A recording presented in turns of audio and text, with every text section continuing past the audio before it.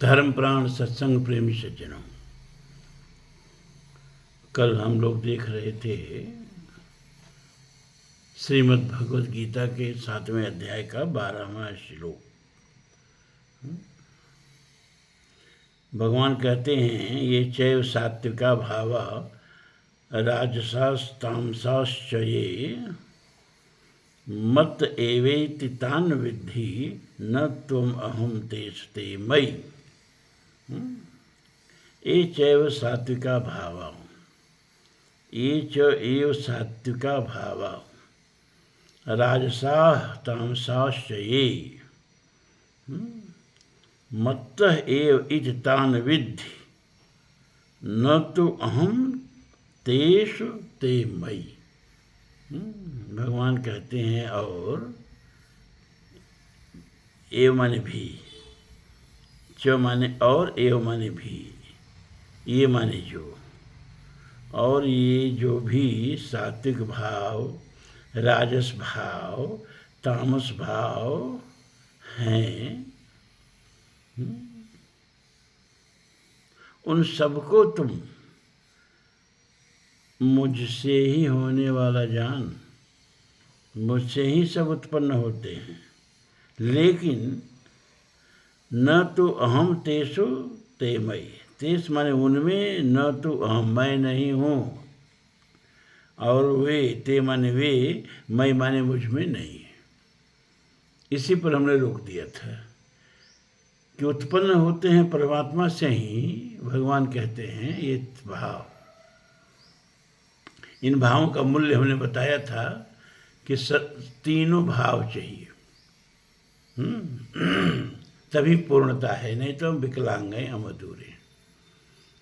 सात्विक सतोगुण भाव माने सात्विक अनुभाव चाहिए, सद्विचार चाहिए, और सद्विचार तो खूब आ गया है। चलो सबको सुखी करें, सबका कल्याण करें, और अपने पेट भरने भर पुरुषार्थ नहीं है तो कैसे दूसरे का कल्याण करेंगे? तो विचार तो बड़े अच्छे आए, लेकिन उन विचारों की पूर्ति के लिए अब रजोगुण के शरण में जाना पड़ेगा,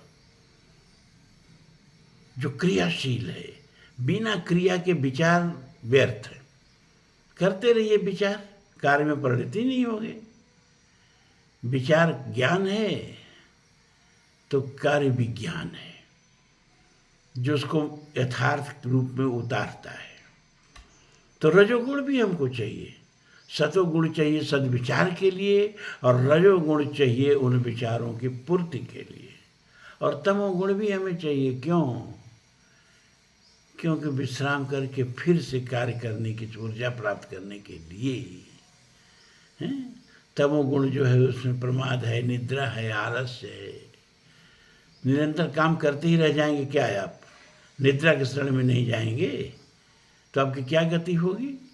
तो एक व्यक्ति में ये तीनों गुण चाहिए, सतोगुण सद्विचार के लिए, रजोगुण कार्य के लिए, और तमोगुण विश्राम के लिए। एक बात अच्छी तरह जान लीजिए। इसी तरह से वर्ण व्यवस्था है, ब्राह्मण क्षत्रिय वैश्य शूद्र। और सनातन धर्म में जितनी वर्ण व्यवस्था का दुरुपयोग हुआ है, और जितनी वर्ण व्यवस्था की विकृति हुई है, और जितनी वर्ण व्यवस्था की दुर्गति हुई है, वह और किसी चीज की नहीं हुई है। ये भी जान लीजिए आप। ब्राह्मण माने क्या? ज्ञान, विज्ञान।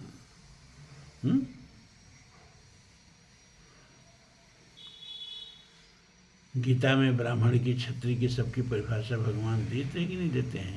तो जन्म से नहीं देते हैं, कर्म से देते हैं। समो दमः तपः शौचम शांति आर्जवमेव च ज्ञान विज्ञान मास्तिक्यम ब्रह्म कर्म स्वभावच।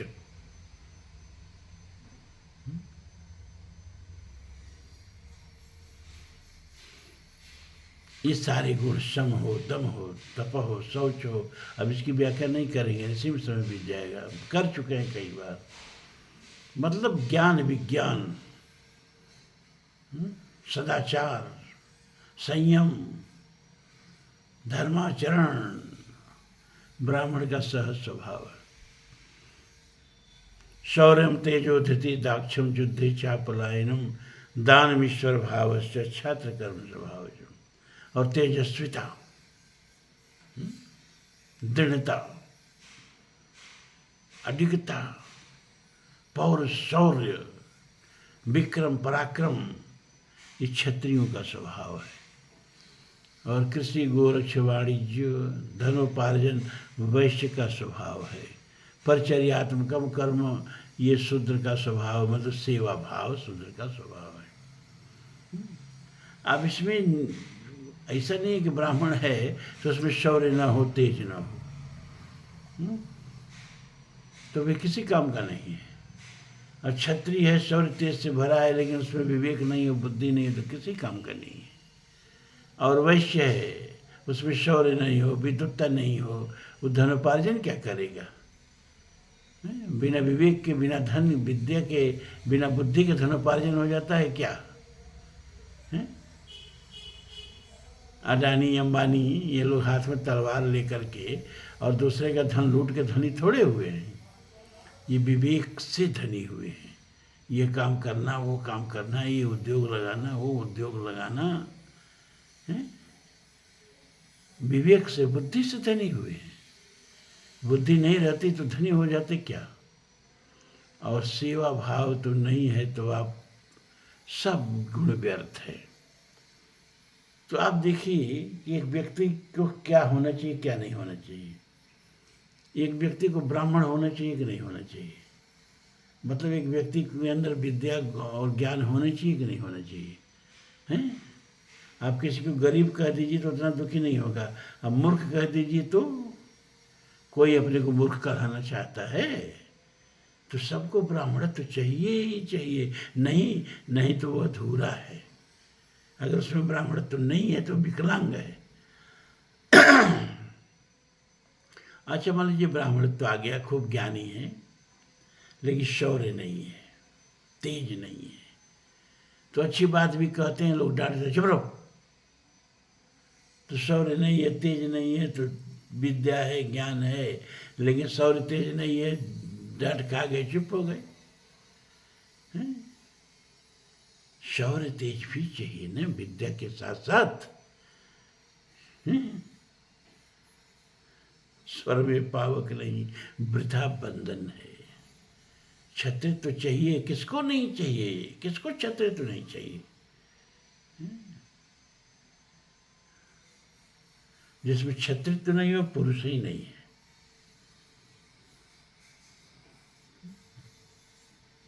स्वर में पावक नहीं, वृथा बंधन है। यदि वीरता नहीं तो सभी विनय क्रंदन है।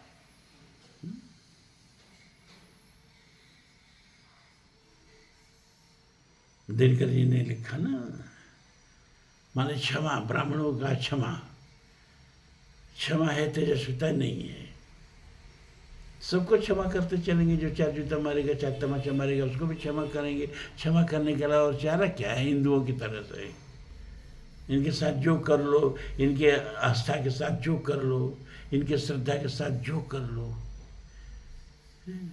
इनके धर्म के साथ जो कर लो, इनके बहू बेटी के साथ जो कर लो, क्षमा करते जाते हैं बेचारे। सहिष्णु सहिष्णु सहिष्णु सहिष्णु है।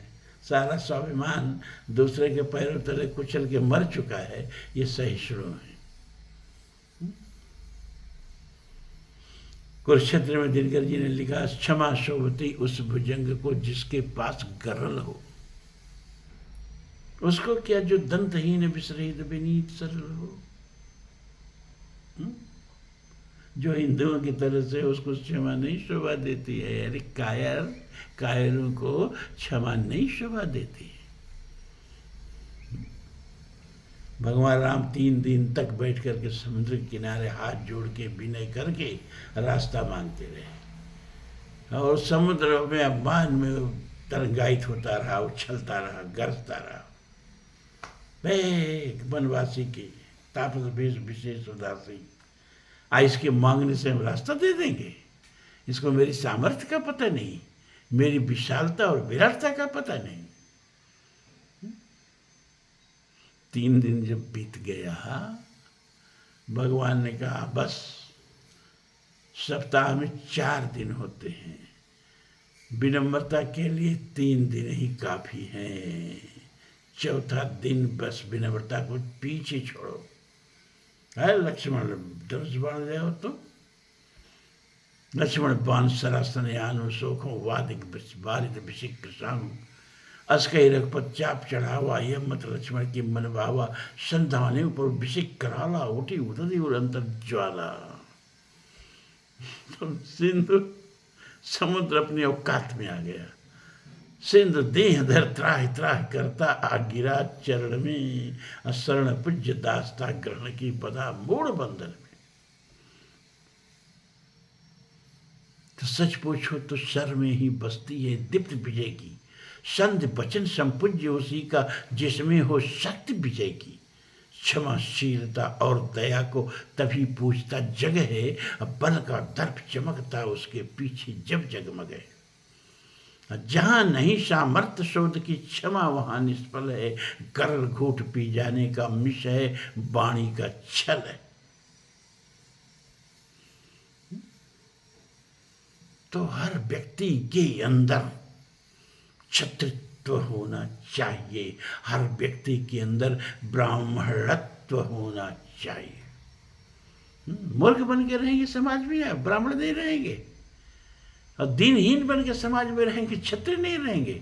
ब्राह्मण भी बनो, क्षत्रिय भी बनो, और ब्राह्मण भी हो गए, क्षत्रिय भी हो गए, लेकिन वैश्य नहीं बन पाए।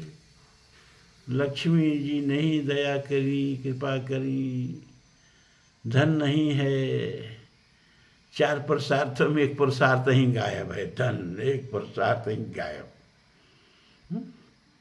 तो ब्राह्मण जी क्या करेंगे? आए किसी मारवाड़ी के यहाँ बैठ के दुर्गा सप्तशती का पाठ करेंगे। वो हम देखे हैं, कितने मारवाड़ी का बाइक लगा रहता है, सुबह सुबह ब्राह्मणों की ड्यूटी रहती है, अपने जा करके कोई महामृत्युंजय का पाठ कर रहा है, कोई दुर्गा सप्तशती का पाठ कर रहा है, कोई कुछ कर रहा है, कोई कुछ कर रहा है, और पाठ करने के बाद गठरी बांध करके उतर रहे हैं। उसी गठरी के लिए वो पाठ कर रहे हैं। मत समझना कि ईश्वर में बड़ी भक्ति है, रोज पाठ कर रहे हैं, तब तो अपने घर बैठ के करते हैं, बांध के गठरी उतर रहे हैं। क्यों? उसी गठरी के लिए बेचारे विद्वान तो हैं, पैसा नहीं है, नहीं है तो फिर चाकरी कर रहे हैं। और क्षत्रिय हैं, तेजस्विता है, रुआब दुआब सब है, पैसा नहीं है तो किसी पटवारी की दुकान पर खड़ा होकर के फौजी का ड्रेस पहन करके पहरा दे रहे हैं। तो वैश्यत्व चाहिए कि नहीं चाहिए? धन चाहिए कि नहीं चाहिए? हमें ब्राह्मणत्व भी चाहिए, हमें क्षत्रित्व भी चाहिए, हमें वैश्यत्व भी चाहिए, धन भी चाहिए, ताकि किसी का मुखापेक्षी न रहे हम। लेकिन ये तीनों तो अपने अत्यधिक रूप में, आत्यांतिक रूप में रावण के पास थे। उतना बड़ा विद्वान भी कोई नहीं, उतना बड़ा ब्राह्मण था कि 3 पीढ़ी पहले चलो तो ब्रह्मा क्या पहुंच जाओ। रावण के पिता का नाम विशस्त्रवा, विशस्त्रवा के पिता का नाम पुलस्त, और पुलस्त के पिता का नाम ब्रह्मा। इतना ऊंचा कुल अंगद जी कहते हैं, उत्तम कुल पुलस्त करनाती, और शिव बिरंज पूजे बहुभांति। आप श्रीफल चढ़ा के, धतूरा चढ़ा के, भांग चढ़ा के शिव जी की पूजा करते होंगे, शीश चढ़ा के शिव जी की पूजा किया था। इतना बड़ा ब्राह्मणत्व, ब्राह्मणत्व की अंतिम सीमा रावण संहिता लिखा। और स्तुति उसकी जब तक न करो, शिव जी की पूजा ही पूरा नहीं होती है। जटाडवी गलत जल प्रवाह पाविस्तनि गले बिलब लंबिताम भुजंग तुंग मालिकाम। क्या स्तुति है! शिव तांडव स्तोत्र।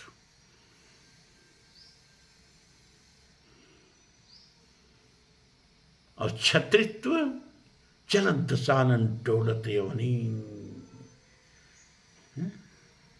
गर्जत गर्भ श्रवहि सुर रमणी। रावण यावत सुन सकोहा, देवन तके मेरु गिरि खोहा। दे देवतन गारि प्रचारी। भुजबल विश्व वत्स करे राखसी कौन स्वतंत्र मंडलीक मन रावण राज करई निज तंत्र। उससे बढ़ के कोई क्षत्रिय उस समय था ही नहीं, उससे बढ़ के उस समय कोई ब्राह्मण था ही नहीं, और उसके पास सोने की लंका और एकमात्र पुष्पक विमान उसके पास।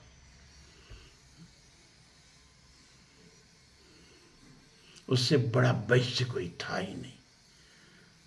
अंतिम सीमा तक ब्राह्मण था, अंतिम सीमा तक क्षत्रिय था, अंतिम सीमा तक समृद्ध था, वैश्य था। बस एक चीज की कमी थी, क्या? शूद्र नहीं था, सेवा भावना नहीं थी। इतना सब पाके अब मन में सेवा भावना नहीं थी। सेवा भावना बिना दया के आ ही नहीं सकती, बिना दैवी सद्गुणों के आ ही नहीं सकती, वो उसके अंदर नहीं थी। तो इतने उच्च कोटि का ब्राह्मण, उच्च कोटि का क्षत्रिय, उच्च कोटि का वैश्य होते हुए भी शूद्र हो गया, और क्षमा करें राक्षस हो गया। क्यों? क्योंकि उसके अंदर शुद्रत्व नहीं था। तो अगर इस जीवन में पूर्ण बनना चाहते हो ना, तो अपने को टोक के देखना कि कहीं ब्राह्मणत्व में कमी तो नहीं है, कहीं हमारे इंद्रिय निग्रह में है, कहीं हमारा मन अपने बस में तो बस से बाहर तो नहीं है, इंद्रियां बस से बाहर तो नहीं है, स्वाध्याय में कोई कमी तो नहीं है, वेद शास्त्र पुराण का अध्ययन है कि नहीं है। टोके देखो अपने अंदर की ब्राह्मणत्व है कि नहीं, देखो टोके। नहीं है तो फिर नाक रगड़ो और ब्राह्मणत्व को अर्जित करो। और ब्राह्मणत्व आ गया तो देखो क्षत्रित्व है कि नहीं है, किसी के सामने घिघियाते तो नहीं हो, किसी से डरते तो नहीं हो। अभी हम सत्व संशुद्धि हैं, सद्गुणों की सेना में सबसे आगे भगवान अभय को रखते हैं।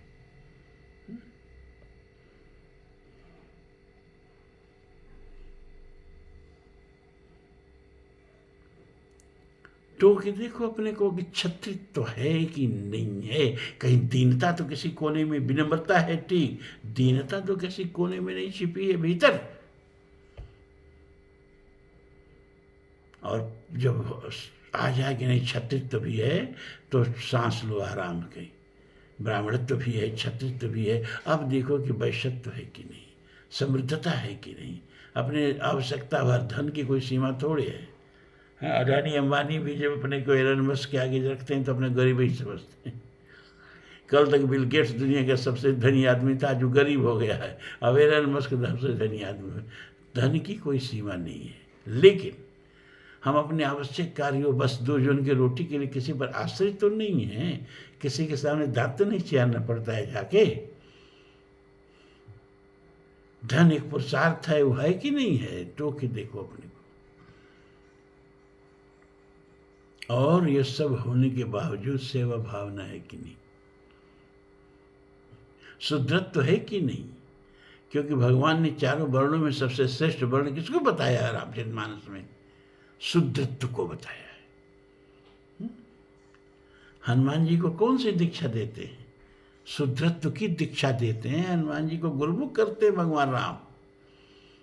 धीरे से उनके कान में कहते हैं, सो अनन्य जाके यस मति न टरई हनुमंत, मैं सेवक सचराचर रूप स्वामी भगवंत। हनुमान क्या कर रहे हो? प्रभु आपके चरणों की सेवा कर रहा हूँ। अरे भैया, ये तो मेरा माया का चरण है। नर्तन धरो संत सुर काजा, करो चरो कहो करो जस प्राकृत राजा। ये तो मेरा माया का रूप है, ये मेरा माया का चरण है। मेरा वास्तविक चरण तो ये समूचा ब्रह्मांड है। पादो वश्य विश्वाभूतान, वेदों में नहीं पढ़ा तुमने? ऋग्वेद पुरुष सूक्त में पादो वश्य विश्वाभूतान, सारा विश्व ही मेरा चरण है। और जो इस सारे विश्व का जहाँ आवश्यकता हो वहाँ अपने सामर्थ्य के अनुसार सेवा करने में लगे हुए हैं, पीड़ा दूर करने में लगे हुए हैं, वे ही मेरे वास्तविक भक्त हैं। आज से एक बात जान लो, क्या? कि मेरा वही अनन्य भक्त है जो सारे संसार को मेरा स्वरूप समझ करके और सारे संसार की सेवा में लगा हुआ है। जहाँ पीड़ा है, जहाँ दुख है, घर से मंदिर है बहुत दूर, चलो ये कर लें क्या, किसी रोते हुए बच्ची को हंसाया जाए। एक आँख का आंसू पोंछ दिया ना, सैकड़ों जगह का फल, सैकड़ों तीर्थ करने का फल मिल गया। टो के देखो अपने अंदर कि शुद्धत्व है कि नहीं है, और अगर है, ब्राह्मणत्व भी है, क्षत्रित्व भी है, वैश्यत्व भी है, शुद्धत्व भी है, तो आप पूर्ण मनुष्य हो, नहीं तो विकलांग। फिर तो आपके कल्याण को कोई रोक ही नहीं सकता।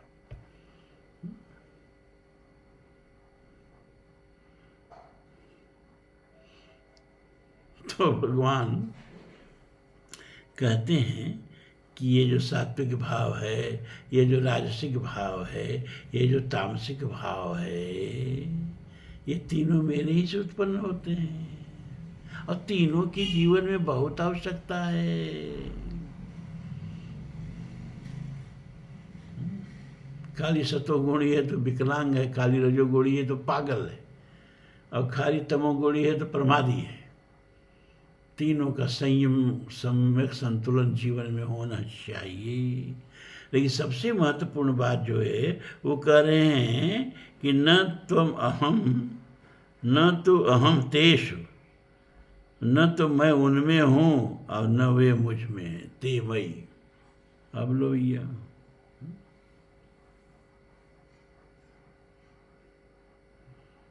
उन्हीं से उत्पन्न है, लेकिन न उनमें मैं हूं न वह मुझ में। अर्जुन घबरा गया कि प्रभु बोल क्या रहे हो। भगवान ने कहा अच्छा बताओ, ये सारे भाव नश्वर हैं ना।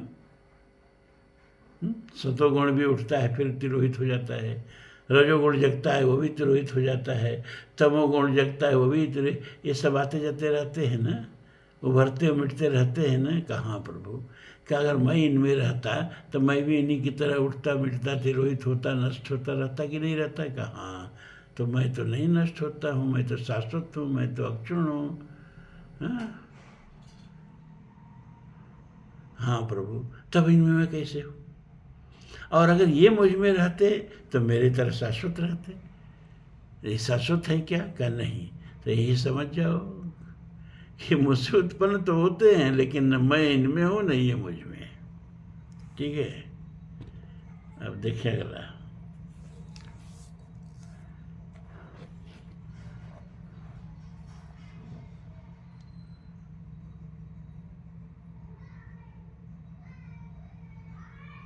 त्रिभिर्गुणमैर्भावैर्भिः सर्वमिदं जगत् मोहितं नाभिजानाति मामेभ्यः परमव्ययम्। त्रिभिर्गुणमैर्भावैर्भिः, इसका पद विच्छेद करना पड़ेगा तभी अर्थ समझ में आएगा। त्रिभिः, त्रिभिर का त्रिभिः, ये जो विसर्ग आसमानी रब बन के ऊपर उड़ गया है ना वो हट जाएगा और विसर्ग प्रकट हो जाएगा। त्रिभिः गुणमयेः भावेः एभिः, इतना इसमें से निकला। त्रिभिर्गुणमयैर्भावैरेभिः में से इतने शब्द निकले, कितने, त्रिभिः गुणमयैः भावैः एभिः। सर्वमिदं, सर्वम इदं जगत, मोहितम नाभिजानात का हो जाएगा न अभिजानात, मामेभ्य माम एभ्य परम अव्यय। अब अर्थ देखो, गुणमयी, गुणमय माने गुणमयी, गुण से युक्त। जैसे कहा जाए ये पदार्थ द्रव्यमय है, माने द्रव्य से बना है। मय माने युक्त, तो गुणमय माने गुण से, गुणों से युक्त। मतलब गुणों से युक्त क्या, सात्विक, राजस और तामस, गुणों के कार्य रूप। ए भी माने होता है इन, त्रिविह माने तीनों प्रकार के, भावे माने भावों से, इदम माने यह, सर्वम माने सारा, जगत माने संसार, प्राणी समुदाय। प्राणी समुदाय ही नहीं, जगत में तो सब आ जाएगा। जगत का मतलब जो गमन कर रहा हो। कौन सा चीज़ है जो गमन नहीं कर रही है? हर चीज़ अपने एंट्रोपी की तरफ, अपने विनाश की तरफ बढ़ती जा रही है। एक दिन पूरा का पूरा ब्रह्मांड और ब्रह्मांड की कार्यरत ऊर्जा वैज्ञानिकों के अनुसार एंट्रोपी में बदल जाएगी। मतलब पूर्ण ऊर्जा जो है वह जो है, ये जो काइनेटिक एनर्जी है, गतिशील ऊर्जा है, इस स्थितिज ऊर्जा में बदल जाएगी और ब्रह्मांड वहीं रुक जाएगा। इसको कहते हैं एंट्रोपी। हर ऊर्जा भी कहा गया ना कि ऊर्जा नष्ट नहीं होती है, प्रिजर्वेशन थियरी ऑफ एनर्जी। नष्ट तो नहीं होती, लेकिन एंट्रोपी को प्राप्त होती है, निष्क्रियता को प्राप्त हो जाती है, और काइनेटिक एनर्जी जो है पोटेंशियल एनर्जी में बदल जाती है ना। कुछ समझ में नहीं आया आपके, हम जानते हैं, करें तो क्या करें।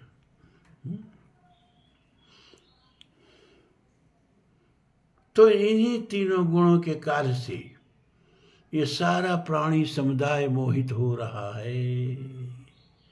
कोई सतोगुण से मोहित हो रहा है, कोई रजोगुण से मोहित हो रहा है, कोई तमोगुण से मोहित हो रहा है, और इन तीनों गुणों से भी परे हैं एभ्य परमम परमम परमम परम अव्ययम मोहितम। फिर से देखो तब बैठेगा। त्रिभिर्गुणमयैर्भावैरेवि सर्वमिदं जगत् मोहितं नाभिजानाति मामेभ्य परम अव्ययम्। त्रिभिः गुणे गुणमये भावे एवि, इन तीनों गुणों के भावों से सर्वम इदम जगत, सारा यह संसार, मोहितम मोहित हो रहा है। न अभिजानाति मामेभ्य परम अव्ययम, और मुझ परम अव्यय को, इन सभी गुणों से ऊपर, इन विनाशील गुणों से ऊपर अव्यय मुझ परमात्मा को नहीं जानते हैं। इन गुणों से मोहित लोग परमात्मा को ही जानता है जो इन तीनों गुणों से मोहित नहीं होता है। अब तीनों गुणों से मोहित होने का मतलब क्या हुआ यहाँ? तीनों गुणों से मोहित होने का मतलब ये हुआ कि गुणा गुणेषु वर्तन्ते इत मत्वा न सज्जते, अहंकारो विमूढ़ात्मा करता हूँ इति मन्यते। पीछे का है भगवान कि आप व्यक्ति अपने को कर्ता समझता है, लेकिन वास्तव में कर्ता कौन है? ये तीनों गुण हैं। जब सतोगुण मन में हो तो सुंदर विचार करता है, स्वाध्याय करता है, अध्ययन करता है, मनन करता है। जब रजोगुण जगते हैं तो कर्म में लग जाता है, और जब तमोगुण जगते हैं तो प्रमाद में आ जाता है। तो ये गुणा गुणेषु वर्तन्ते, गुण ही गुण में बरत रहे हैं, लेकिन व्यक्ति इन गुणों से मोहित अपने को कर्ता समझता है। लेकिन जब वो समझे, जब चिंतन मननशील मन में जगे तो समझे सतोगुण का उदय, ये गुण का प्रभाव है। जब खूब कर्म करने का मन करे तो समझे रजोगुण का प्रभाव है, और जब निद्रा लेने का मन करे तो समझे तमोगुण का प्रभाव है। ये गुण ही गुण में बरत रहे हैं। मैं इनसे निर्लिप्त हूँ, मैं इनका निरीक्षण जरूर कर रहा हूँ, इनका दृष्टा जरूर हूँ, इनके अधीन नहीं हूँ। तो जब व्यक्ति इन गुणों से संपादित कार्यों में अपने को अनिश्चित न करके, अपने को लिप्त न करके, अपने को लपेट न करके इनसे विरक्त रहता है, अलग रहता है, तब वो अपने आत्मस्वरूप में स्थित रहता है। तब ईश्वर अंश जीव अविनाशी अपने परमात्मा स्वरूप में स्थित रहता है।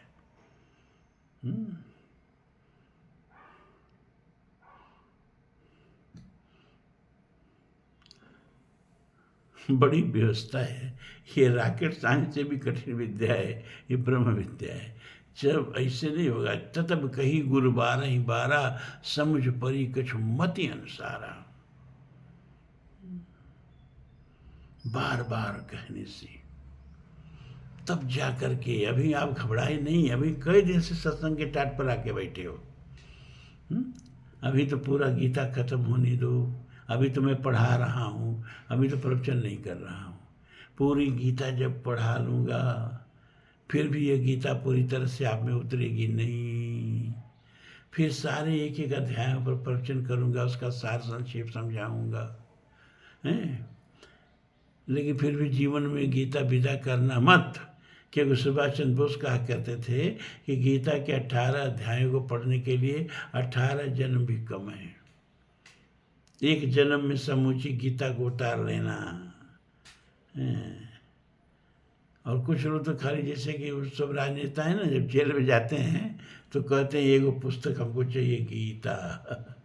पढ़ते कभी नहीं होंगे, जेलों में नहीं पढ़ते होंगे, गीता चाहिए। इतना आसान नहीं है गीता को समझना और जीवन में उतारना, है। अभी तो मैं एक तरह से आप लोगों को शब्दार्थ बता रहा हूँ। पहले ये तो शब्दार्थ तो समझ में आ जाए। बच्चे को कबूतर खड़ा गधा पढ़ने में नहीं आया, उसको लगे अब पढ़ाने व्याकरण तो कैसे चलेगा, लगे पढ़ाने फिलॉसफी दर्शन तो कैसे चलेगा। तो पहले आप लोगों को एकदम आरंभिक गीता की शिक्षा दी जा रही है। अगर पाठ्यक्रम में गीता लगाई जाए तो गीता को अगर कोई कायदे का टीचर पढ़ाएगा तो बच्चों को इसी तरह से पढ़ाएगा जैसे मैं आपको पढ़ा रहा हूँ। तो आज तो 2 श्लोक में ही समय खत्म हो गया, कल 14वां देखेंगे। आप लोगों को बहुत बहुत आशीर्वाद।